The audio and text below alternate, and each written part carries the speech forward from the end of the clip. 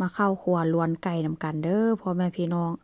เดี๋ยวก็สิว่าอีกแล้วเนาะเห็นเทื่อใดก็เห็นเมนูเก่าๆผู้ใดเคยเป็นพี่น้องถ้าหากว่ามื้อใดได้กินเมนูเก่าแล้วมื้อถัดไปก็อยากกินเมนูเก่าอีกบ่ฮู้ว่าเป็นหยังแต่ว่าก็โดนเติบละที่ว่าบ่ได้กินเมนูนี้ว่าซั่นซะเนาะ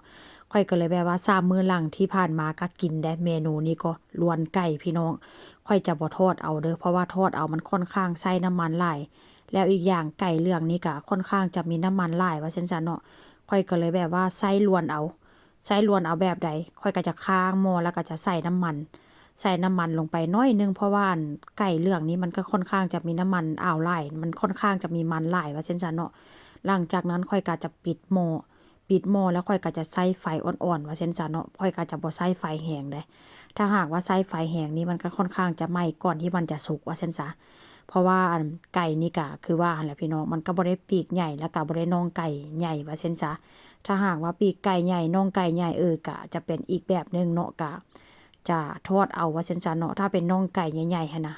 แต่ว่ามื้อนี้มันค่อนข้างจะน่องน้อยแล้วก็ปีกน้อยว่าซั่นซะเนื้อไก่นี่ข้อยก็จะหมักไว้ตั้งแต่เมื่อวานนี้เด้อพี่น้องก่อนค่อยเข้านอนข้อยก็หมัก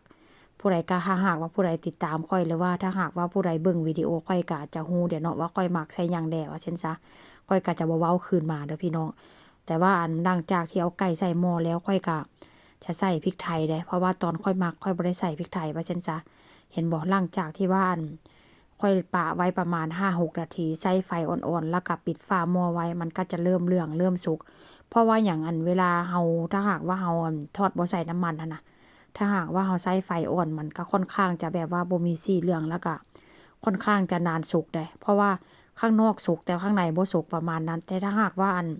เราลวนหม้อหรือว่าเอาฝาหม้อปิดไว้เนาะความร้อนมันก็จะอบอวนอยู่ในนั้นว่าซั่นซะเนาะมันก็จะบ่ออกจากฝาหม้อเราว่าซั่นซะเพราะฉะนั้นมันจึงแบบว่ามันก็จะสุกทั่วถึงเนาะพี่น้องก็ลองเฮ็ดเบิ่งเด้อเมนูนี้ก็ถือว่าไร้น้ำมันค่อนข้างจะแซ่บถึงแม้ว่าจะบ่กรอบแต่ว่าก็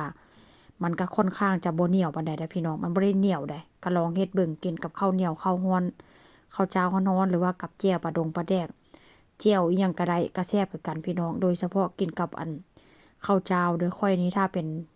ทอดทอดไก่หรือว่าลวนไก่หรือว่าอ้อมอ้อมไก่นี่ค่อยส่วนหลายนี่ก็กินกับข้าวเหนียวนี่ก็บ่ปานใดเพราะว่าหยังมักกินกับข้าวเจ้าหลายก่อนถ้าหากว่าข้าวเจ้านี่ใช้มือเปิบนี่ก็แซ่บคือกันพี่น้องกินกับแจ่วแซ่บลองเฮ็ดกินเบิ่งเด้อพี่น้องเอ้ยแล้วอีกอย่างข้อยนี่ก็ค่อนข้างจะเป็นคนกินง่ายอยู่ง่ายพี่น้องกินหยังแล้วก็แล้วก็ถ้าหากว่าคือเป็นพวกส้มตอกส้มตำมันน่ะตำแซ่บๆหลายก็กินบ่ได้ประมาณว่าใส่เครื่องแบบจงจัดๆจังซี่ล่ะหรือว่าใส่น้ำปลาปลาร้าน้ำปลาแดกจัดๆก็กินนำบ่ได้พี่น้องข้อยนี่เป็นคนที่แบบว่ากินค่อนข้างแบบรสชาติแบบบ้านนอกหน่อยหนึงแบบทุ่งไร่ทุ่งนาจังซี่นะข้อยนี่เป็นคนกินออกสไตล์นี้แล้วอีกอย่างเนาะเป็นคนกินง่ายนี่ก็ดีอีกแบบไปอยู่ไสก็ค่อนข้างจะบ่ลำบากไปอยู่ไสก็บ่ตายพี่น้องถ้าหากว่าคนกินง่ายอยู่ง่ายนอนง่ายนี่ก็แต่ว่าเมนูนี้ก็เป็นเมนูที่แบบว่า